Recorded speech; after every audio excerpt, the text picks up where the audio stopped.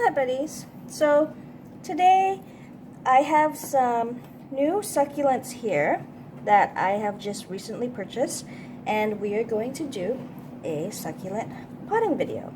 So first up, let's pot this little girl right here, or she's kind of big actually. It's a big plant. I believe she is called an echeveria peach pride, which I have been looking for quite some time now, a good 3 years, and I finally found her. I could be wrong though. From the photos online that I found, it does look a lot like the echeveria peach pride. The nursery that I got it from also told me that it is one, and I saw the bigger mother plants. I saw its bigger mother plants that it had, you know, with the rosettes, like huge, giant, a lot bigger. It really does look like an echeveria peach pride. Unfortunately, they weren't selling the mother plants, so I just got this one, and I lucked out because they had a few for sale. So if you guys haven't watched my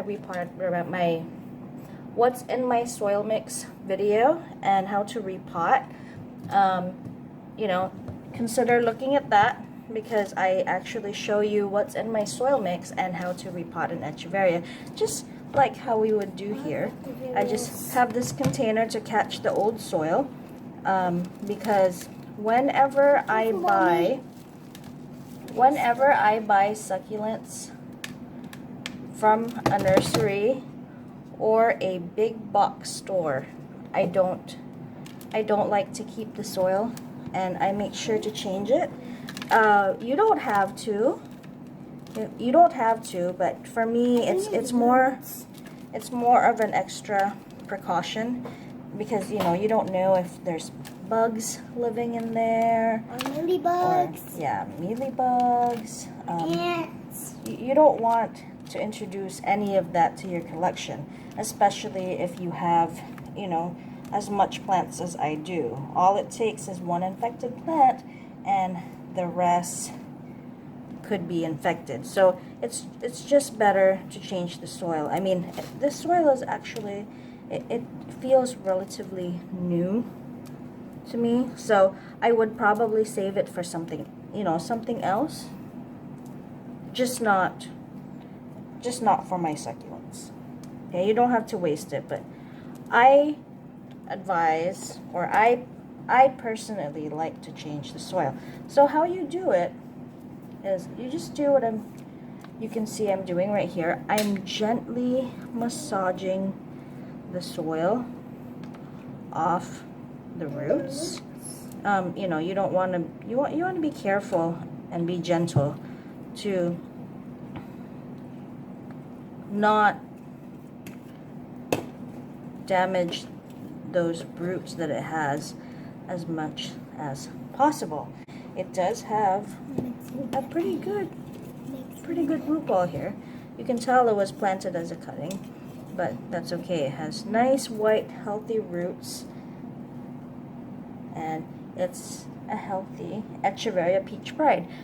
If you guys think it's not, and you know exactly what it is, please let me know in the comments below.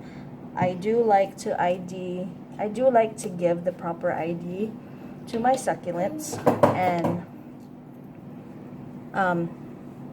if I'm getting the name wrong, if I'm getting the identification wrong, please let me know. I don't mind being corrected at all, because I want my succulents to have the proper ID, and then, you know, so when other people ask, I can help them and I can give them the right one. I don't want to give the wrong ID. So there it is. I think, like I said, it's an echeveria peach pride. So now we are going to,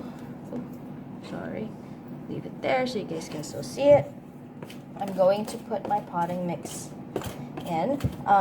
My potting mix, guys, it's just Miracle-Gro regular potting mix in the yellow bag, not the moisture control. And then I also add perlite. If I do happen to have a little bit of cocoa peat or cocoa coir on hand, if I have some extra, I also sometimes like to mix it in the soil. It's just whatever I have. But my regular, as far as all my succulents go, it's always just the Miracle Grow regular potting mix and perlite. Somebody asked me before, you know, what do I think of pumice instead of perlite? Guys, pumice will always be the better option. If you guys can find it in your area, or if it's easy for you to source, turfus is also much better than perlite. But for me, you know, it's really more for what is easier for me to find at my local hardware stores. Ooh, guys, it's another hot day. I mean, I am potting indoors because I can't stand to be outside too long nowadays because it is just ridiculously hot. I think we're up in the 90s. I checked online. It said it was like what, 89, 88 degrees Fahrenheit outside, but it's a lot hotter than that. I mean, It got hotter when my dad leaves work. it is brutal out there right now, and I know, at least here in Guam, you know, my Guam plant buddies, I know, trust me, I know your succulents are suffering as much as mine are, and even if we're very careful with how we water, or we barely even water and keep them in shade, some of our succulents are still rotting. Mine is too, even if I don't water in 3 to 4 weeks. Why? Because of the heat. The heat is just too high, the humidity is too high, and then we have these random rains that come out of nowhere. So guys, it's not just overwatering that causes rot, okay? When it is way too hot, when the temperature is about 89 to, you know, 90s or higher, our succulents will literally turn to mush if we don't provide them shade. So, like I said, it's better to provide them shade when it's too hot outdoors than it is to water them. And if you do want to water them, you want to water them around 6 or 7 p.m. at night so that they have enough time to absorb the water and it's a little bit cooler so they can be ready for the next day. So there it is, my Echeveria Peach Pride done. Now, I'm just trying to press just gently around the soil where the roots are at, because I don't want her to fall out. Newly repotted succulents, guys, make sure for 1 week you just put them in bright shade so they can slowly acclimate to their new home, new environment. And then after that, you can start, don't water for at least 4 to 7 days, or when your succulent looks thirsty. If you guys want to know how to properly read your succulent leaves to help you know when to water and when not to water, I have a video on that. Okay, so make sure you guys watch it. It will really help you understand. So next up here, we have an Graptosedum Higgins. It's also known as Graptosedum Bronze or Graptosedum. There's a bunch of common names. There's a bunch of common names for it, but basically mine has been struggling. I left it outside, like in the open sun, because I was kind of in the corner and I totally forgot about it. And a few of them, my leaf propagations, and a few of the heads died, and they're really struggling right now. So I found this nice one at the nursery, and I decided to buy it because although these are common, I really love them. Their colors are always changing. I mean, it depends on how stressed they are in the weather. Sometimes they're orange, sometimes they're pink, sometimes purple, green when it's not stressed, and then right now it's kind of like it's like a deep purple with pinks and reds in there, and it's really nice. And then it came with little babies that just kind of fell off the bottom. For $5, why not, right? So let me get this again because I want to catch I want to catch the soil. Because like I said, I will not be reusing this nursery soil because I am very paranoid about possible bugs. If you guys notice, normally something like this, I do like to behead.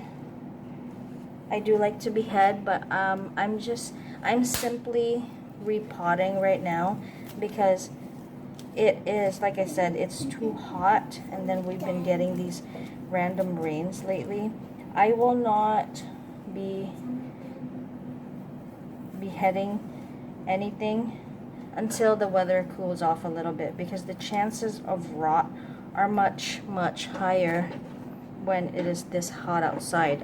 It's a lot harder for them to recover and try to grow new roots. So all I'm gonna do is simply, this has been in this soil for a long time.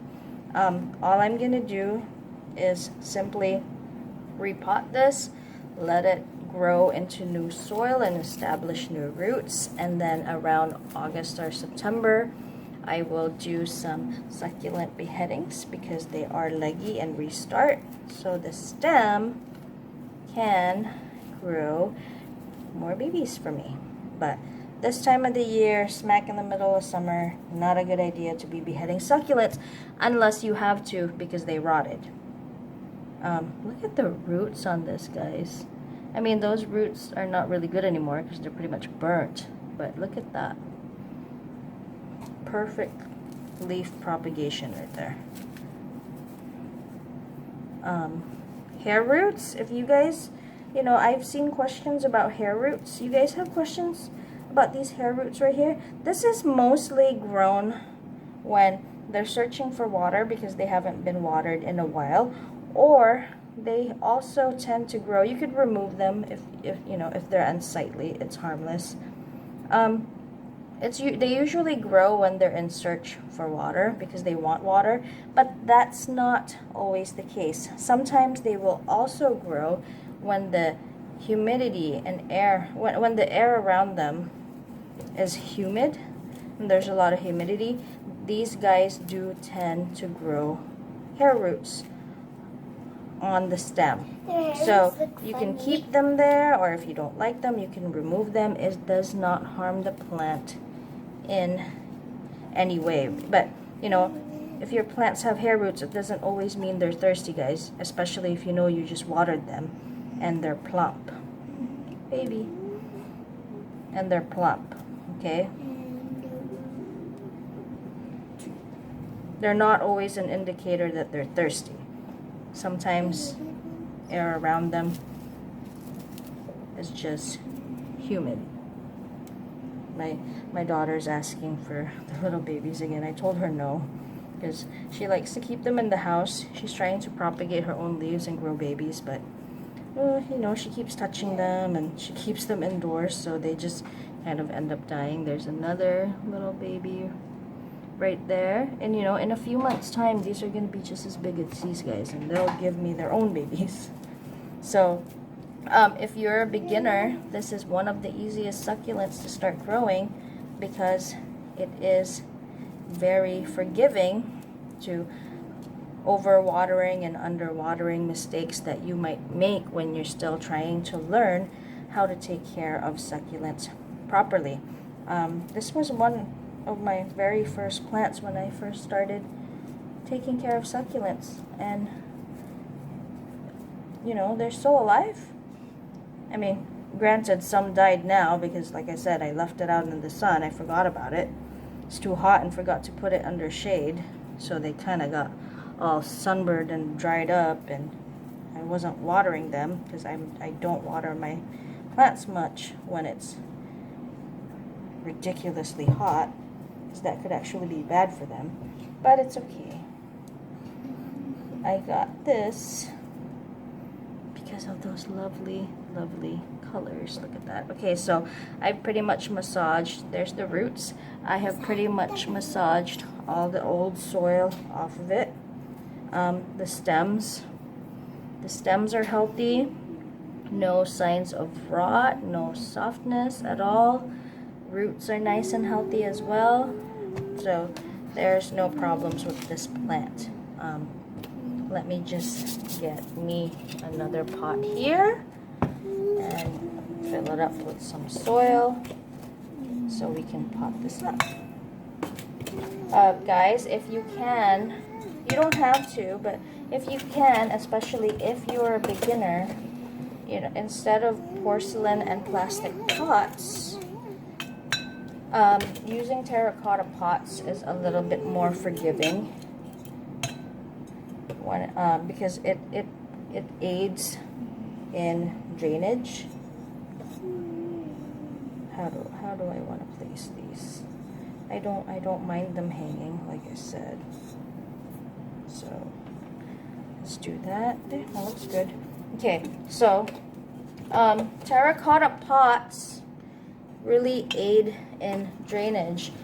When you water, the soil dries out a lot faster than it would if you were to have them in ceramic pots, glazed ceramic pots or plastic.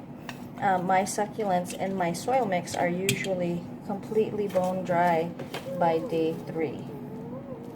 So, you know, the succulents don't stay in wet soil for too long.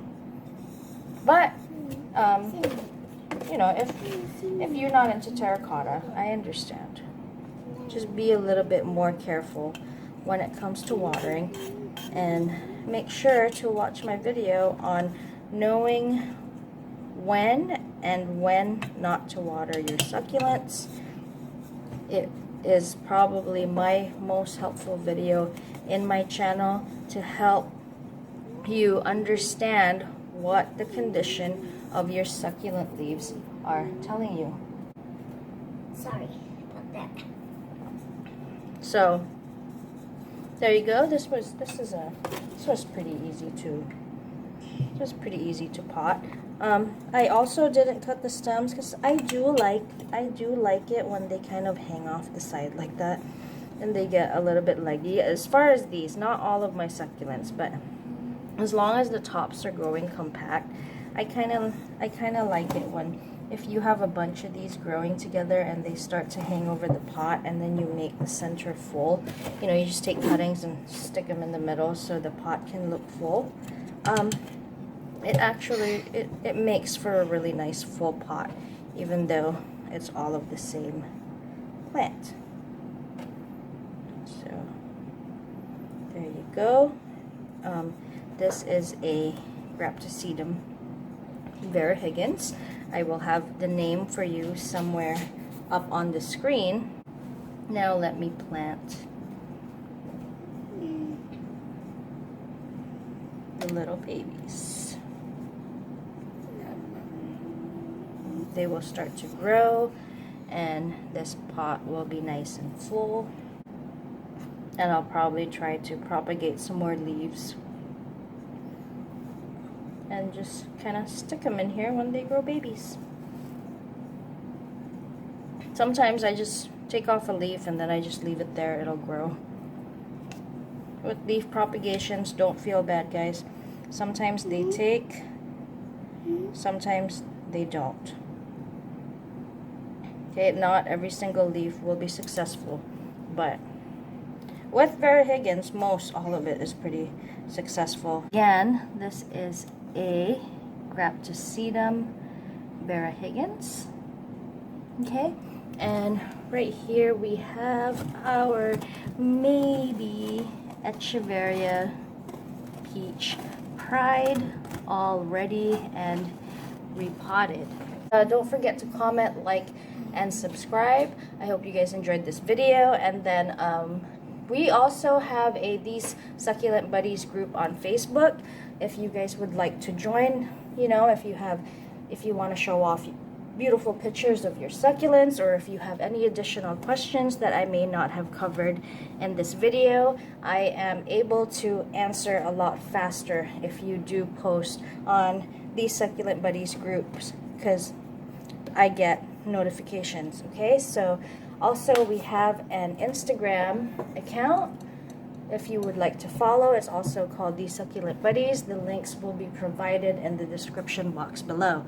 So again, this is Christine from The Succulent Buddies, and I hope you guys enjoyed this repotting video. So you guys all have a good day. Thank you.